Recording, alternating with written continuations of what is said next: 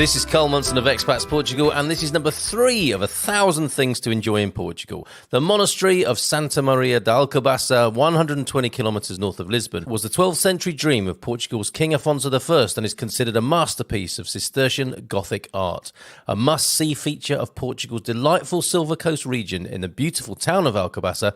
Marvel at the magnificent cloisters, royal pantheon, monk's dormitory, and a kitchen with its own connection to the river Alcal for fresh supplies of fish and water. Here too are the tombs of the tragic national legends Pedro and his mistress Inês, who was murdered by King Afonso IV's henchmen. Son Pedro's unwavering affection saw the exhumation of her body and the posthumous coronation when he himself became king. Do not miss this true national monument.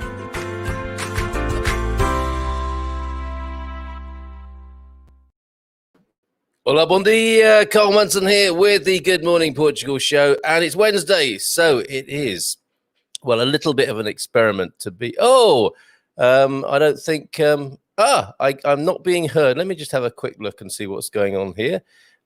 Is that right that our guest can't hear me? I think he's waving, but Hank Stalikas first. Hank, as a viewer on YouTube, can you let me know if you can hear me or not? Because my guest is in the green room. John is here, known as CabanasTavira, and or codename CabanasTavira, like something from a Bond novel. But we'll talk to John. We'll talk to John in a little while. And yes, can hear you fine, says Hank Stalica, who's in first. Can hear you fine, loud and clear, and proudly first today here on the Good Morning Portugal show. So yes, ask anything about Portugal. Hashtag AAP. This is our service to you as people who want to move to Portugal, and you want to get the intel, you want to get the info, and we are here to provide that for you. Me and John this morning to provide that service for you. So absolutely. Anything at all that you would like to ask about Portugal. If we can't answer it this morning, we will get back to you. And of course, we'll post it up in the Expats Portugal forum as well. So lots of people here this morning. Lovely to see you all. And we kicked off there with my third of my 1,000 things. I've set myself quite a job there, haven't I? Just 997 to go, but 1,000 things to enjoy in Portugal. The suggestion of John, who's with me this morning, in just a moment after we've talked about the weather briefly, John's suggestion there, Alcobaça Monastery. And you could hear me talking quite quickly during that because there is a lot to say about that and many of the other places we'll visit around Portugal. And hola, bon dia from Elsa. Good morning to you, Elsa House, North Wales this morning. Nick Steinman's here as well. And Gary's here, I can hear you, Mucha. Thank you very much, Gary and Anita Rita Vieira. Bon dia from Anita. And Elsa saying, is it just me, or have the house prices started to increase in central Portugal? That's kind of counterintuitive with the way things are at the moment. However, that's our first question coming in for Ask Anything About Portugal. You seasoned expats can help us, of course, answer the questions. But even if you've been here for years, you still might have questions, unsolved mysteries about Portugal. And of course, if you're Portuguese, you might want to ask us expats in Portugal about some of our funny habits. Why do you eat those orange beans, for example? Why do you wear socks and slippers together? Those sorts of questions that you've not dared to ask before, you can ask them this morning here on the Good Morning Portugal show. So we'll talk to John in just a moment after we've had a quick look at this news article in the Portugal Resident about the temperature at the moment. Temperatures to drop below zero as Portugal hit with polar blast. And there is a library picture of somebody in a jumper. That is not and a scarf as well. That's not enough layers as far as I'm concerned for Portugal. You want to be up to about 6 or 7 layers at the moment. That's how we measure the temperature here. And that's just indoors. Temperature to drop as below zero as Portugal hit with polar blast. This is from a couple of days ago, but this still remains in place in some parts of Portugal. All of mainland Portugal under the yellow alert. I believe, yes, until today, a clearing this morning due to a major cold spell, which will see temperatures plunging below zero in some parts of the country. And I don't have to tell you some of that. You're experiencing that firsthand. Let me know how it's been for you, this polar blast. The sort of phrase that only ever turns up in the news, and nobody uses that in daily conversation, do they? The worst of the freezing weather is expected in central, northern and interior regions where snowfall will be a very real possibility, according to Portugal's Sea and Atmosphere Institute, IPMA. Snow could also fall in the Algarve and Alentejo, where you would least expect it, right? Where minimum temperatures could plunge to just 4 degrees and 1 degrees, respectively. This will be most likely today, Wednesday, when rain is also expected in the country. The bout of freezing weather is caused by a polar air mass. Polar air mass, which has made its way down. I don't know why I'm laughing, but it's just an interesting phrase, that, isn't it? The polar air mass, which has made its way down to Portugal, looking for warmer weather, I suppose. A spokesperson for IPMA has explained. Does that polar air mass not know that a quarantine is in place? The rascal. Okay, that's the weather for you then this morning, and you can tell me yourself about how the weather is for you. Gary, pleased to see Hank. Hi, saw some of you last night. Where was that, Hank? I wasn't invited to that. Good morning, my lovelies, from Neil Perkins. So many questions. Get them in, Hank. And 4 degrees centigrade in Cascais, but feels like -5. Yes, how many layers, Anna? So let's bring on our guest this morning. Lovely to welcome codename CabanasTavira. It's John, everybody. Good morning to you, John. How are you? Good morning, Carol. We're really well. You are well too? I am, thank you very much. Yes, a little bit chilly. Sorry if anyone can hear the fan heater whirring away in the background. It's got to be on this morning. Absolutely. Yes, so you're well, and you are representing the south of Portugal for us on this edition of Ask Anything About Portugal. Could you tell us the backstory of how you got to be a resident down there in the south of Portugal? I think the first thing is to say that my other half, probably the better half, Meryl, would be here normally, but she's not today. So we come as a package. Yep. Good bits and bad bits. I'll let you decide which is which. When I started work in Yorkshire, which is in the early 90s, a colleague of mine, a golfer, said to me, you guys ought to think about going to Portugal for a holiday. You've got a young family. Both our daughters were under 7. And we took his advice, and we ended up going to Lagos, which is to the west of the Algarve, and that area there. And we loved it. I think as parents with young children, the first thing was the Portuguese love children. And the way they treated our girls, looked after them, made them feel important, made them feel special. For us, was really important. Then there was the culture. We enjoyed the values of the Portuguese people. We loved the lack of rush in everyday life. Yeah. And the climate's pretty good too. There were lots of positives for us. I didn't mention the food and the wine, but they're just so many positives for us. So for several years, we returned to Lagos and that area. And then for other reasons, we went to start visiting Quinta do Lago. Quinta do Lago is about half an hour, I suppose, from Faro. Still, I think it would classify as central Lagos. And I see something from Cabanas there. It's interesting. And we went to Quinta do Lago in that area for several years and started to become more aware of the culture of pastelaria. We'd go to a pastelaria in the morning and you'd see everybody with in suits, leather briefcases, and then the workers going into the fields. Everybody was in there, a real mix of life. We discovered some of the more cantina sort of restaurants where people literally sat on benches. And we really liked it. The food was good, it was really cheap. We thought, hey, we like this. And in Quinta do Lago, to find cheap food is not easy. I think it's got more Michelin-starred restaurants than any part of Europe. So it was really interesting. And then we ventured to the east of Faro, and we stumbled across a town called Tavira. And we thought, this is rather nice. It feels like tourism has passed by Tavira. We are now talking 15 years ago, I suppose. Yeah. Really a laid-back town, lots of little squares, probably 27, 28 churches or chapels, a castle, history going back pre-Roman days. Really interesting town. And then due to redundancy, basically, from a job I loved, we were in a position where we could afford to buy somewhere. And we spent all of 5 nanoseconds making the decision whether or not we would do that. And about 11 years ago, we bought ourselves what the estate agents called a penthouse. I think we'd call it a flat or an apartment in England, in CabanasTavira. It's been the best decision we've made, probably, in terms of, apart from family stuff, one of the best decisions we've ever made. For family reasons and for reasons, and many other reasons, we can't really live in Portugal full time, which is what, in many ways, we'd love to do, for many family reasons, important family reasons, and that's the most important thing for us. But we've made many good friends, both expats and Portuguese friends, which has just enriched our lives.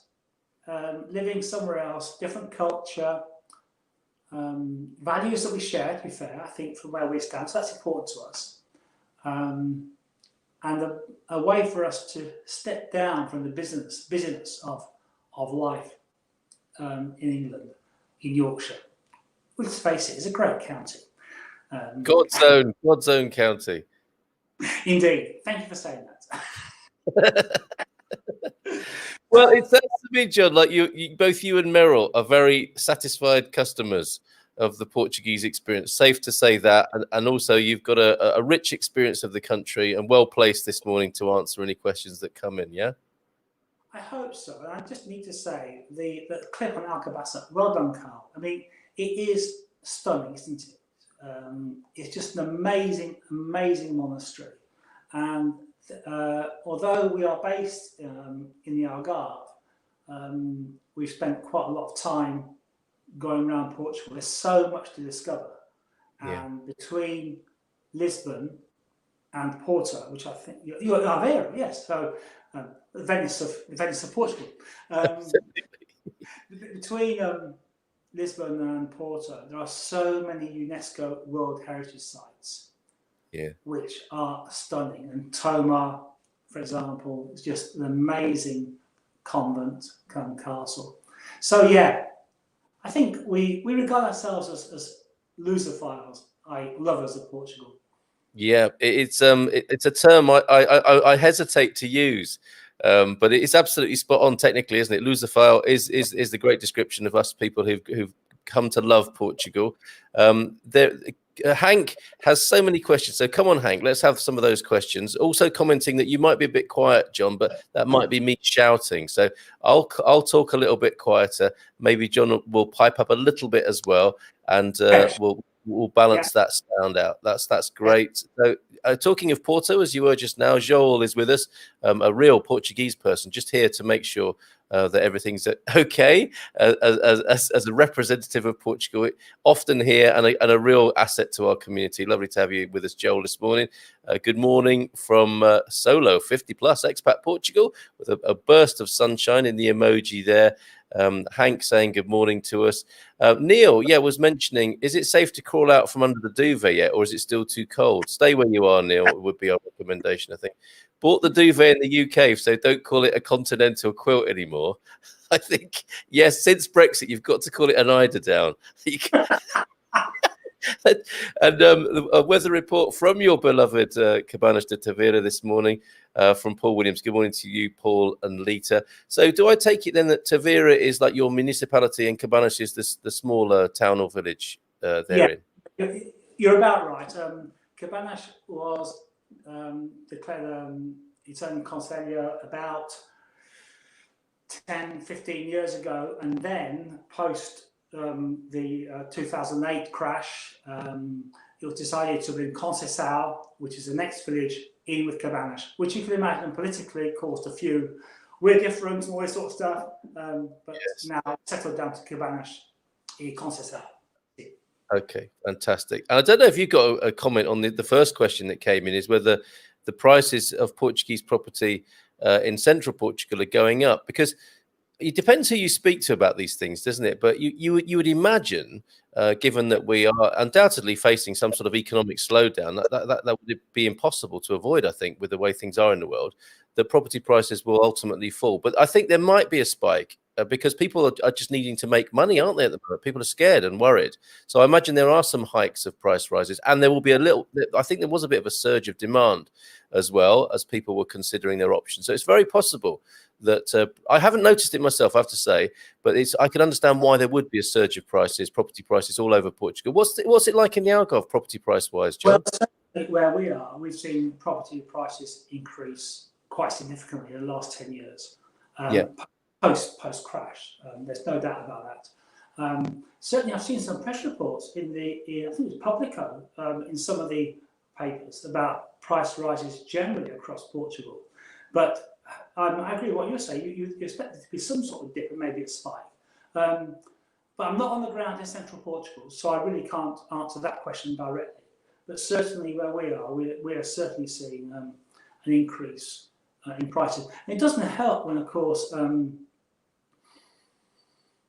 the BBC yesterday, Tavira was being touted as the place to go to the Algarve by Simon Calder. Who's Really?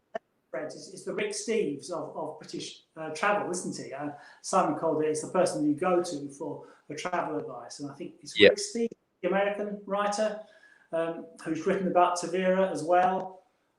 Please don't tell everybody; it's just too nice. Yeah, give it a rest, you travel writers. You're going to spoil it think of somewhere else. There are other places are available. Bon dia, says Gail Lynn. Yes, it is cold, but it won't last long. This is very positive. Thank you, Gail. Being from New York, I can handle this brief cold spell. That's what all us expats like to think, right? Because when I'm walking about in just a t-shirt in the spring and people are pointing at me and my children, and it's lovely because, like you say, children are very sort of treasured in Portugal, and there are often elders who point at my children saying, wrap them up a bit, they're cold, get those children warmed up. And to me it's like really hot and warm, and I say, Inglaterra, English, and I go, oh yeah, okay, that makes sense. That's why he's walking about with his shorts on in February. But yes, we will get through this, Gail. Thank you for that. Yes, I think hopefully the volume situation is sorted out now. Good morning, one and all, from a beautiful but cold Torres Vedras. Clear and sunny over there in Torres Vedras. Thank you, Susan, for that weather report. Diogo, is there anything, Diogo, that you want to ask us funny expats about our habits, given that it's Ask Anything About Portugal this morning? And we'll do this every Wednesday. Hi, hello, good morning to all. Happy New Day and good rest of the week of 2021. All the best to all. Thanks, Diogo. Your greetings are always so beautiful. Valerie is here. Beautiful day again here on the Silver Coast. Lots of sunshine and blue skies, but yeah, definitely a bit nippy. Another question coming in from the unofficial ambassador of sunny but frozen Castanheira de Pera this morning. When will spring arrive? Let's have a little bit of let's open a book on that. I'm going to say early February. We're going to feel the change. And the great thing about Portuguese spring and summer is you forget what it's like in the winter. It just goes out of your mind. You can't be bothered thinking about that anymore. It's a dim and distant memory until it comes round again.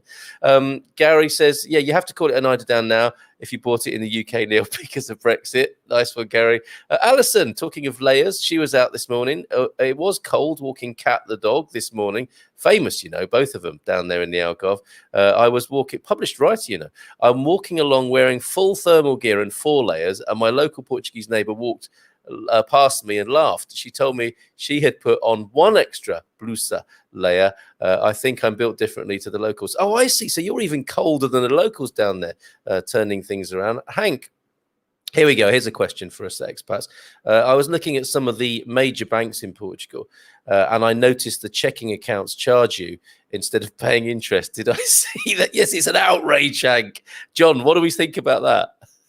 It's just different, isn't it? I mean, let's face it. Will we have free banking in Britain and America for much longer?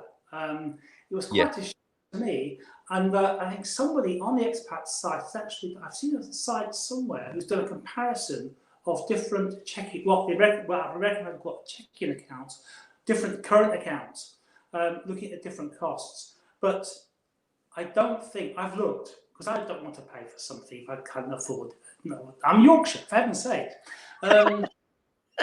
I've looked for an account which doesn't charge, and I failed. I'm sure there's one out there, and I think there's one out there which is an app-based account for your smartphone. But much as I like technology, I'm not ready to move to smartphone banking, although both my daughters tell me I'm a dinosaur. Well, sorry to add to that, John, but I do think that is the way forward. And there is a meteorite heading for traditional banking, if I may extend the dinosaur analogy. It's what we're used to, and we like familiarity, don't we? But you're absolutely right, Hank. €8 a month, plus these little fees that they sneak in of a few cents that seem to pop up. They do on my account anyway. So you're looking at around the sort of €10 mark per month for every bank account you have. And it makes you wonder, doesn't it? You'd think they've got enough money already without having to charge you for looking after your money. But I think you're also right, John, that the interest is dwindling so much that we should get used to that. I think banks will charge people to look after money, and that will be an increasing trend in the traditional banks, but also the apps, I think, will come and kill that ultimately. I use Revolut. I think Revolut's an amazing system. I notice you can pay your wages into Revolut now, and they are so much more versatile and lean and innovative in the financial sector.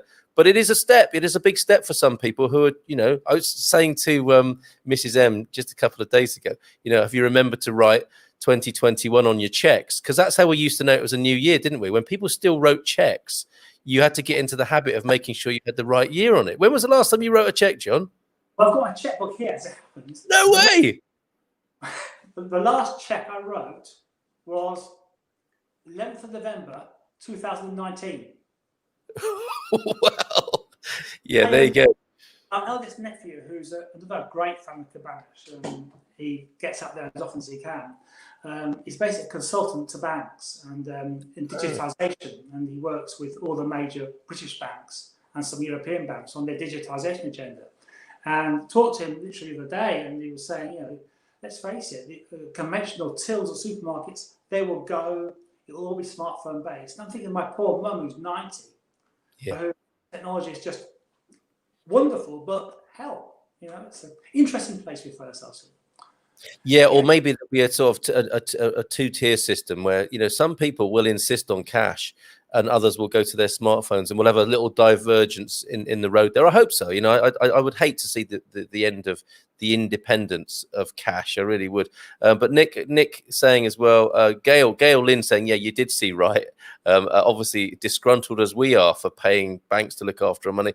And Nick says you pretty much pay a monthly fee for banking in Portugal.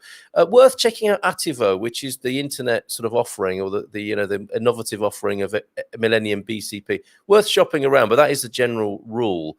And I've seen on average €2 to €5 per month. Oh, that's good. So it's going down anyway. I know that Millennium charged me €8. John, you wanted to add something there? Well, I was going to say, I think Nick's absolutely right. I would say we pay about €5 to €6 a month for ours. Yeah.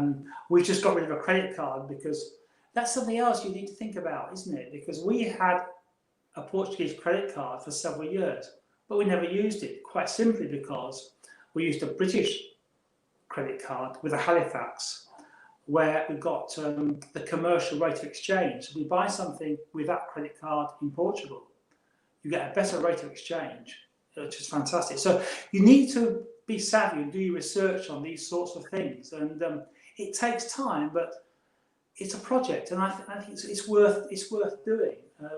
And also, this goes without saying, doesn't it? We've cultivated a relationship with the local manager in our Santander branch, who can't do enough for us. Yes, we speak some Portuguese. Yes, we can pass the time of day with him, but the return that we've got for that is that if we phone him on his mobile, there's an answer straight away. And although it's a bit bureaucratic, and perhaps a bit more so than we're used to in America and Britain, that's how it is in Portugal. They want to help, and this guy we've got certainly does. That's fantastic, and probably a recommendation John might make to you personally if you ask him nicely on expatsportugal.com in the forum, because those personal recommendations in banking are really helpful. With my local bank recently, in the town that I was living in before, they phoned me one day to tell me I might be missing a direct debit payment and to get down there and add some cash if I didn't want to do that. That's a level of service that we don't get certainly in the UK anymore. Oh, well, a real story. This goes back a few years, but we had arrived in Portugal, in Tavira, without money and without our debit cards, because we had to pick them up from the local bank at the time. We went into Tavira at 3 o'clock and arrived at the bank at 3:10, and the bank had closed.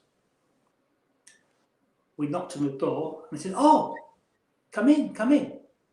Sat us down, sorted it all out, and we said thank you, and that was it. Just now, would they reopen a bank in Britain after they closed? Somehow, No. and certainly, I think if you weren't speaking English, they certainly wouldn't. So I'm sorry. You're right. But no, it's just that they want to help. It's a culture. Can we help? And that is, which is just lovely. Yeah, no, I think they would do that thing where they pretend you're not there, however loud you bang on the window. So, Hank, yeah, €5 minimum or a percentage for larger balances. Yes, Santander charge less for larger balances. If you're lucky to have one of those, is that for savings accounts too? I don't know about. I imagine they don't charge you to have a savings account, but they will pay you a paltry 0.5% or something like that. What a savings account is actually. Sorry, say that again, John. I'm wondering what a savings account is. Yes, yeah. What is that, Hank? You'll have to let us know what that means. Is that John from John's Bar in Cabanas? Great food. No. Had a few lovely meals there. Is that you, John? One of the same. It's nice to see you. No, it's not John from John's Bar, although actually we can see John's Bar from our front terrace. So we are literally 50 metres from it. But no, it's not John from John's Bar, but it's a great hangout for expats who want a beer, want to watch some football, and generally mixed with other expats. It's a good local place. Yeah. Excellent. That should go on the list, shouldn't it, of in the 1,000 things to do in Portugal. As will this big cake shop in Alcobaça with a huge selection. Great for a little rest up and a coffee after having a look at the monastery there. Thank you for that, Gary. Mrs. M says, your guest must be interesting because all of a sudden your office went quiet and I thought you were too quiet for too long. So she's not used to that. I was about to bust in and resuscitate you, but you were deeply listening. Ha ha. Love you, Mr. M, and delighted that you were still alive. Well, that's reassuring, isn't it? Let's see here.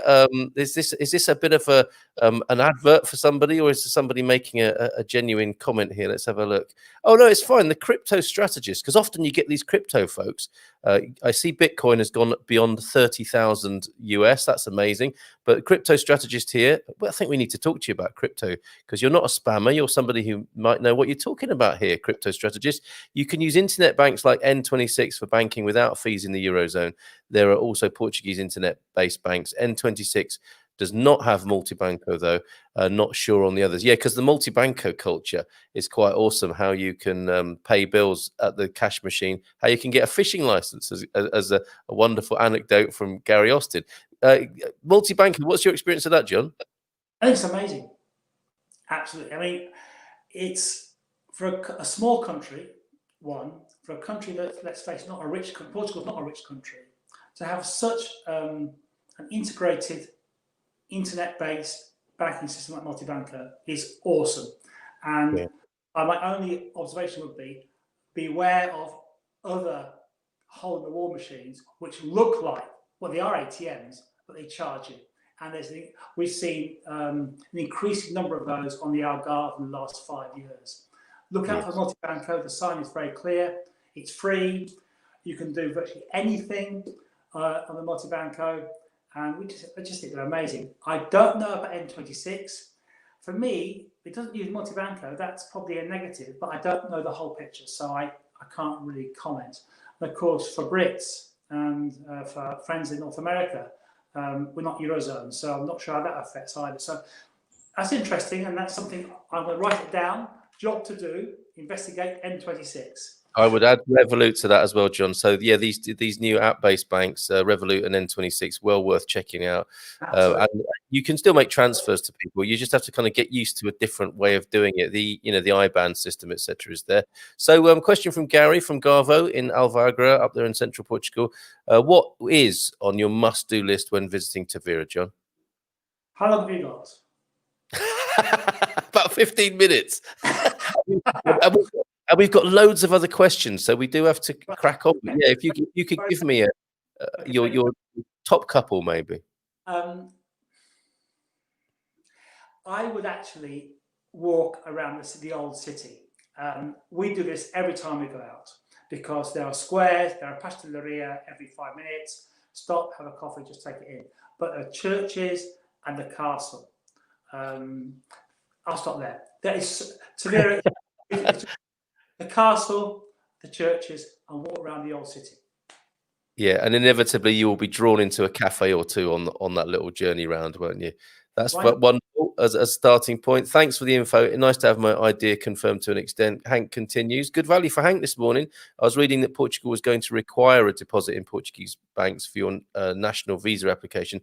Though not sure that's right. Was going to ask about that. Yeah, that comes up a lot on our webinars that we do on a Thursday night.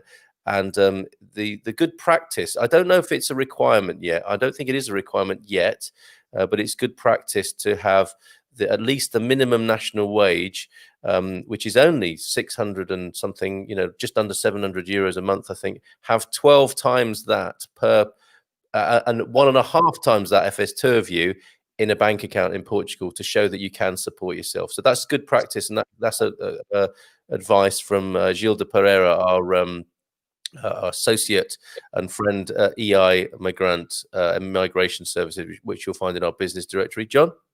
Answer that, because I don't know the detail on visa applications, but I do know if you're seeking residency, for example, you have to be able to show that you've got the means to support yourself, which is, that's fairly common internationally now, isn't it? Yeah, absolutely. But it's actually a lot lower, I think. I think if you go to Australia, you have to be a millionaire, pretty much. If you come to Portugal, you have to show that you got the minimum wage, which is, tiny in comparison. Yeah, absolutely. Yeah. Deborah, still under the duvet. Hi there. I'm looking at the ocean whilst lying under a very warm duvet in Azola Sintra.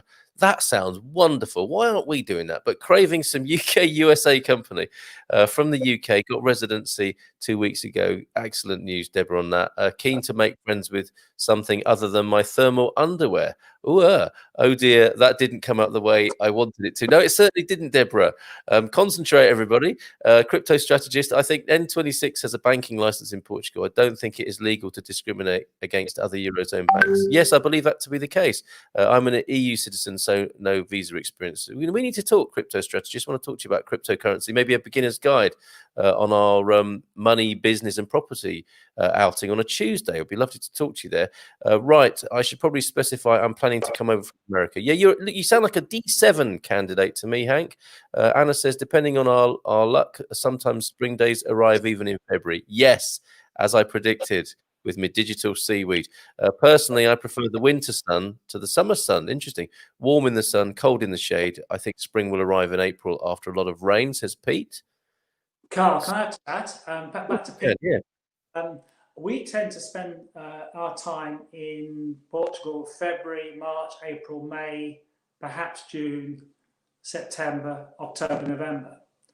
That's sort of the times we spend time there, because we find, to be honest, July and August, where we are, just to be too hot. Although members of our family think it's just perfect, so they go out there then. They come out there then. So I think it depends. You've got to know what you're happy with, really. Yes, absolutely. There's a free banking come up there from Solo. Thank you. Yeah, so the Ativo Bank, which is part of Millennium, and that's their sort of new innovation, which the future of their banking is free. Nice to confirm that. I know that Solar 50 Plus Expat Portugal has a great contact in Coimbra, apparently in the Alma Centre of Coimbra, one of those fabulous Portuguese shopping centres. If you go to a millennium in there, I believe. You'll correct me on this, but that they are brilliant English speakers in there, which I don't want to encourage anyone to be lazy about learning Portuguese, but actually in these tense financial environments, it's quite nice to have somebody who can revert to English if necessary. If I can add to that, Of Carl, course. yeah, my Portuguese teacher, who's just wonderful, and if anyone wants to find out about my Portuguese teacher, send us direct mail offline, would say to me, look, how confident you are with your Portuguese. If the bank wants to talk in English, because if they make a mistake, then it's their mistake. And actually, that's pretty good advice. I'm with you. Certainly, starting the conversation in Portuguese, the usual como que vai, tudo bem, all this, soften the way, it opens them up. But if they Yes. if financiers want to talk in English, if you can get them to talk English, EDP, that's another story. Oh yes, how dare you? Sorry. Then do it in English, because then they've made that decision, and Yeah. be quite clear about what you're trying to say, which is really helpful. Anyway, sorry. Excellent. No, that's great. That's really good advice. And yeah, direct message John on the expatsportugal.com forum. A real asset to our community there, John. Thank you, incidentally, for all the lovely work you do on our forum. A love from the pine forests around Marinha Grande. Frost in the shade, but clear sky and sunshine elsewhere. We are getting those beautiful Portuguese blue skies, regardless of the temperature. Activo Bank is a free option for a bank. It doesn't charge you anything. Thank you very much. And a few people, coming to speak of their experience here of Activo Bank. Andrew Thompson, who gave us the greeting from Marinha Grande, another Activo. I don't know if he's a satisfied customer, but certainly a customer. Activo have branches and phone banking as well for dinosaurs. All right, thank you. Thank you. Good morning, all. Hello, Shelley, in the Alentejo. Activo Bank, very few fees, if anyway. They're coming out well here, aren't they? Sally, English Lisboa. I use Activo Bank. It's part of a larger Portuguese bank, Millennium. No account fees and good app, and they're open until 8 p.m. and on Saturdays. That's unheard of in banking, isn't it? The branches are usually inside shopping centres. It's all sounding very good. I wish I was there in the Algarve, but lockdown here in England, can't get out, or says Diogo, or get in till March. The best bank account is the post office, CTT, CCT. No, is it CTT? Anyway, the post office here where you're living. The post office is amazing in Portugal, and you can open a current account. You can't open a business account, which I tried to do there. So yeah, a lot of people speak highly of that, and obviously you've got your branches all over. John, can't hear John hardly at all. It's probably me shouting again, but speak up. It's all right. No, it happens sometimes. Don't worry too much. We'll get everyone to turn it up at their end, and I'll talk a bit more quietly. I miss writing checks. There's something about writing a check. So for anybody under 30 who might be tuned in or see this at some point in the future, checks were pieces of paper. You could go into a shop or give one of these to a friend, and you could just write the amount on it and sign it. And then the person could put it in their bank. It just seems so quaint these days, doesn't it? And sometimes they didn't bounce. I remember postal orders. You could probably still get postal orders, John, to be fair. Lost you all for 5 minutes, says Susan, because the phone froze. Didn't realise it was that cold. I lived in Berlin, says Deborah, and my German bank account charged me €4 a month, and my USA bank account has a monthly charge too. So maybe the UK is unusual, perhaps. Yeah. I think it will go free eventually, though. But there's no such thing as a free lunch. They'll find a way to get their money. Obviously, they're quite good at that. Banks, I think. Activa Bank uses Millennium Network. If you need something else, very good. Activa Bank is the best for expatriates, says Bach. Says, I'm going to call you BK. BK says Activa Bank account is best for expatriates, totally mobile based, and is in English. Thank you for that, BK. Much appreciated. Question on exchange rates. Sold a house and need to repatriate money to the UK. Anyone know where do I get a rate close to the spot? Okay, yeah, a good rate for sending money back to the UK, please. Not a position I've been in, but let us know, please. Exchange rates, and we do have a good partner on the business directory. Go there, get a quote from our our folks on the expatsportugal.com business directory for that. We do have a currency exchange company we work with there. John, did you want to add something there? Yes, I think in response to Nick, I would always, when I'm transferring a lot of money, ring around 3 companies and get them to be a spot rate and see what they do.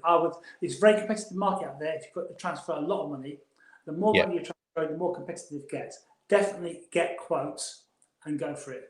I think you've got to put yourself aside half an hour and just do some phone calls, 3 phone calls with some of the big names and see what TransferWise, TourFX. There's so many people out there nowadays.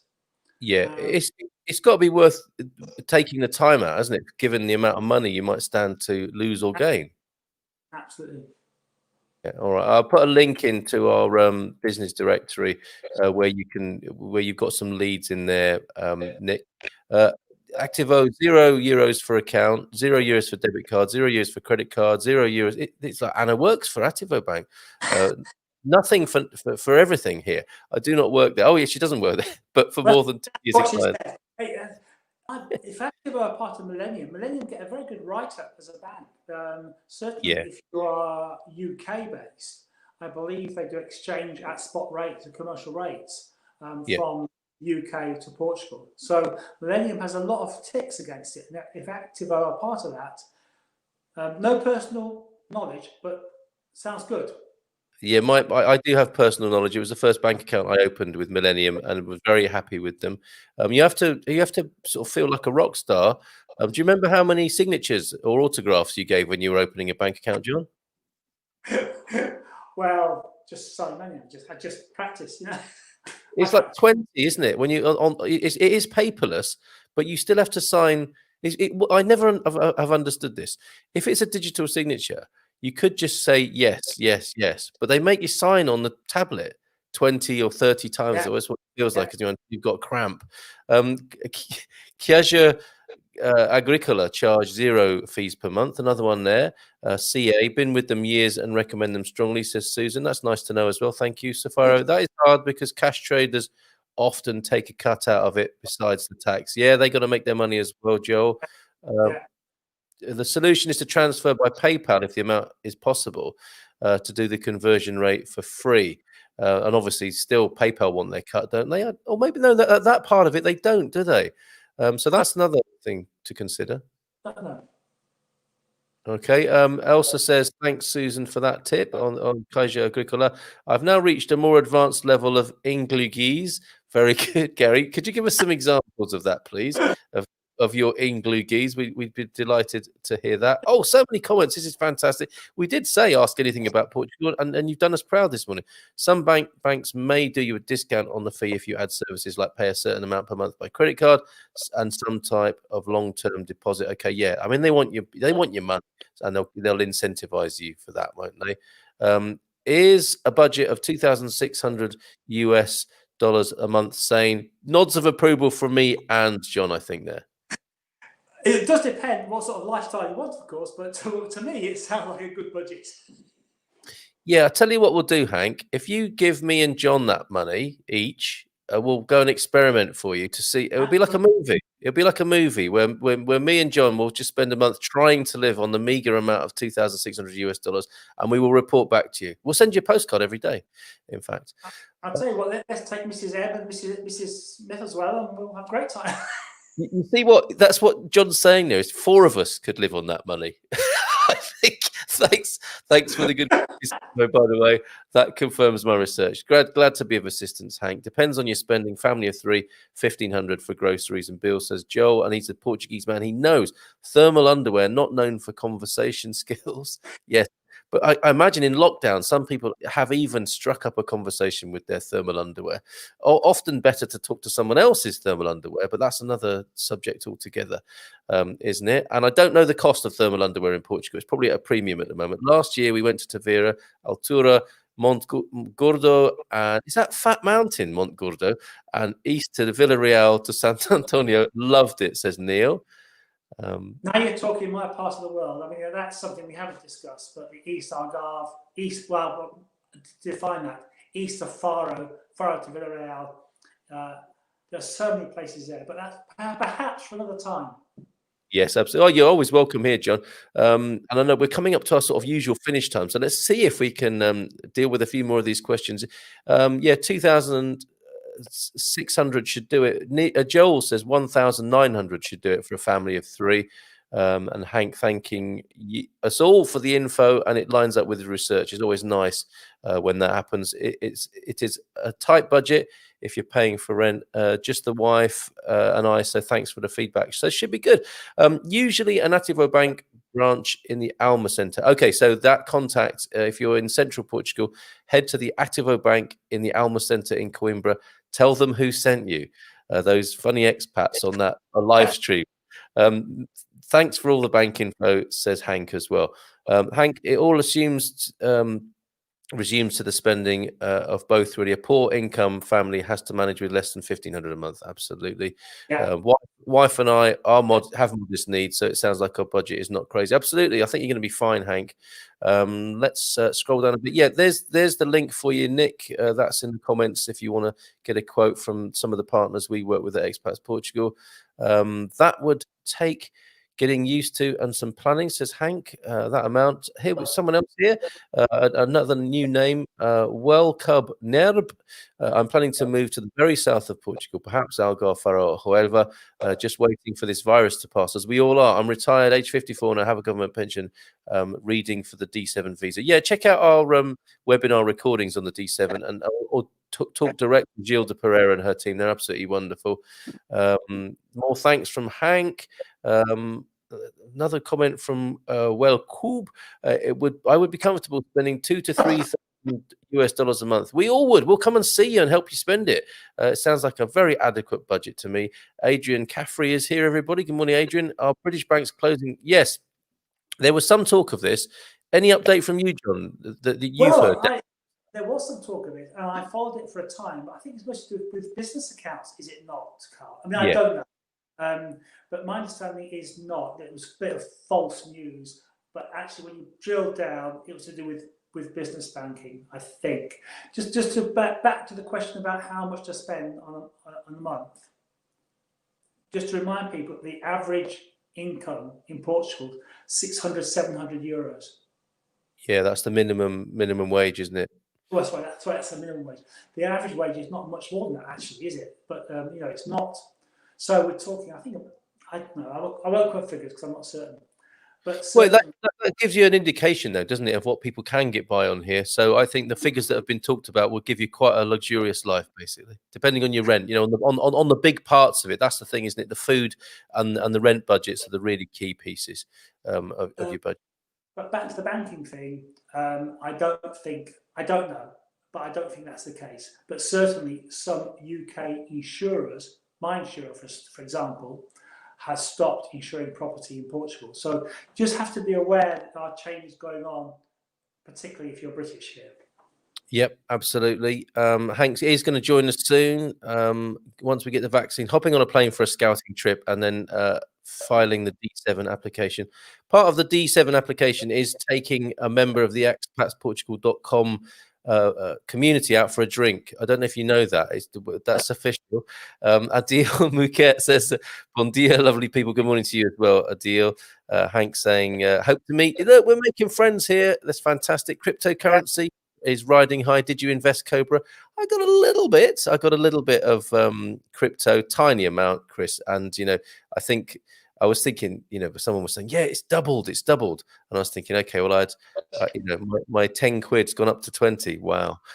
Sounds like a great idea, Carl. Absolutely. Come on, Hank. We want to see you over here. Sounds like the beers are on you, Hank. Hank, wonderful. You're in the US as well. I'm in Idaho for now. This is lovely. Everyone making friends in the community here. 10 quid for. There we go. Look, this is the important information this morning. Matalan, 10 quid for a full set of thermals. Now we know. And we should really seek some sort of sponsorship deal, I think. Another new name, Embalajesh Ramadan, says, "Hello, sir. How are you?" Very well here. How are you, ER? Any advice on learning Portuguese? This is the big question.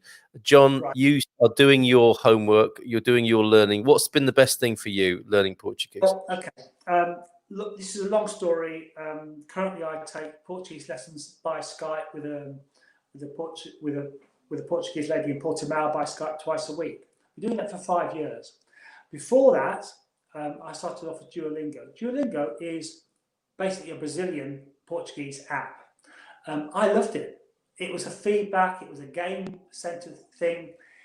It certainly helped me build my vocabulary. Grammatically, there are differences. Some people equate it to the difference between American English and UK English. There's all sorts of debates. I don't think it's that important. Why? Because the Portuguese watch a lot of Brazilian soaps. So they're very familiar with Brazilian Portuguese. And I think if you're making the effort to speak Portuguese, knowing the people, they will forgive a few errors or a few slips. I would certainly say for us, it's been, and I love it, it's been one of the best things we've done. It keeps my mind going. It's amazing how in a busy restaurant, a table becomes free if you can ask for it in Portuguese. It's amazing how you go into the EDP office, the electricity provider, and if you speak some Portuguese, all of a sudden things start happening.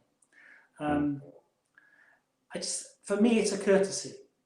I am trying to live more in Portugal, and I think it's important not to assume that the world speaks English. For me, and I have to say, my neighbour, who's become a very good and trusted friend, said on the first time I met him, "You will learn Portuguese, John, won't you?" And that was 11 years ago. Well, I'm definitely not fluent, but I can certainly have a go. So I would say, advice learning Portuguese.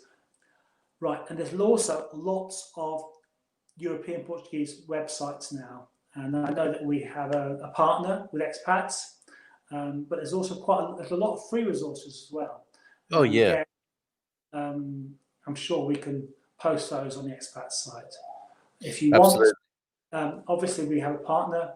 I'm happy, and I do. I have on the Expat site talked about my teacher, who I commend. She has students from literally all over the world: Hong Kong, Hungary, America, Britain, Portugal.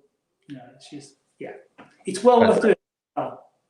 So definitely direct message John for that on the expatsportugal.com forum. And you can friend people up on our forum as well. It's a kind of a social media. It's like old school social media, really, without all the sort of fluff and nonsense that a lot of people just want to put behind them from Facebook at the moment. It's a funny old environment, Facebook. No disrespect. I mean, we are broadcasting on there now, but you can have a more rarefied experience, I think, almost like vintage social media. With expatsportugal.com. And as John says there, I think, some people, to keep their minds in shape, do Sudoku. Why not learn European Portuguese? And then you can actually, it's all very well being a black belt in Sudoku, but actually to learn European Portuguese and have that skill while you're here, as John says, is a courtesy, and it's a fantastic thing to do. Budget, going back to budget with Anna, depends mainly on the rent amount. Yeah, that's the big part of it, isn't it? And of course, style of life, children, transportation, drinking habits. But no, even if you've got terrible drinking habits, it's not going to cost you a lot here. A lot of people live with between 600 and 800 per month per worker adult. It's amazing. Matt EV says, yeah, thank you. Yes, European Portuguese seems to be harder to find. Brazilian seems to be similar, but different sound when spoken. It's true. And as John says there, there are lots of different sources, and I think you have to find the one that works best for your learning style. It would be my advice. Try a few and see which one works for you. Idaho Hank, you love Central Portugal, the farming basket of Portugal. Absolutely. I think beers with Hank in Central Portugal is on the cards here. Duolingo, you mentioned there, John, the one where you get shouted at by an owl. Is that right? It is, yeah. I mean, and it is what it is, but it certainly helped me get a vocabulary. Yeah. Some of the words are wrong, or have a very significant different meaning. The word cow in European Portuguese means dog, but in Brazilian Portuguese it means the devil. Damn, it's a colloquial swear word. So there's some differences. You've got to get it right, but be careful out there. Yes, absolutely. So Matt's happy with that. Language, my only concern moving from the UK. Don't worry too much, Matt. Make an effort. and you'll be fine, is what I would say. But don't let it stop you in any way. Interesting point here from Diogo, where he lives. Property in the Algarve T1 is 15,000 euros, but it's 50,000 in Portimao. I think the point being made there is that the difference in property prices around Portugal is staggering. So it's worth having a little wander, coming over when you can, and having a wander about to find out more for yourself. Lots of talk, brilliant, between Joel there. Joel's entertaining everybody in the comments, which is fantastic. Memrise app is good for learning the language, says Solo 50 plus. That's useful. Another resource there. Back to thermal. Decathlon Sports Shop for thermals, most probably advertised as ski layers. So there you go. Not necessarily called thermals, or if you would guess that in English, you might say thermalish, mightn't you? But ask for ski layers instead. Top and leggings, 15 quid. Thank you, Deborah. Thanks. So the links are in there. We've got a language school link of our own in the comments as well, with Mia, who's an online system, if that suits you. Let's see if we've got any other questions here. Matt saying, I'm considering a more rural lifestyle. I'm in my early 30s, so language probably more important. Thank you for answering my questions. Not at all, Matt. That's what it's all about on Ask Anything About Portugal. We'll do this every Wednesday now here on the Good Morning Portugal show, and we're nearly up to the hour, which is amazing. Thank you, John, for being here. I think, the more north you go and out of the big cities, the more the pressure will be to speak Portuguese. But if you've got French up your sleeve, that can also help. There's this book, the Livraria Civilização, with English and Portuguese with the pronuncia. So there's another resource, I think, for us from Diogo. And lots of love. It's turned from appreciation and thanks to love. That's what we're talking about here on the Good Morning. Thermals, eh? Love and thermals. Yeah. That's right. Separated only by thermals across the world. Louise at Solo 50 plus says, don't worry about the language, Matt. I arrived here recently, not speaking a word. You can get by really easily. Yeah, I mean, Portuguese people are just very friendly and open, but it will make a massive difference if you make an effort. And Paolo, a point of order here, which is a cultural thing you should remember: never assume anything in Portugal or Portuguese is anything to do with Spain. Now, Portuguese people, very friendly, unless you go into that territory and confuse Portuguese people with Spanish people or anything to do with their culture. Just don't. Okay, so a point of order there from Paulo saying Huelva is. I thought so. With a sound and name like Huelva, it would be in Spain, and that's somebody looking at the Mediterranean coast there, obviously. So yes, just I thought I should add that. Over to you then, John. In these final minutes, any other reflections? Anything else that's percolated up while we've been talking that you want to share with everybody? I think if you're in the situation where you can do it, relocate to Portugal, do it. We haven't. We're not snowbirds, but we get across as often as we can because for family reasons, and at the end of the day, that for us is our top priority.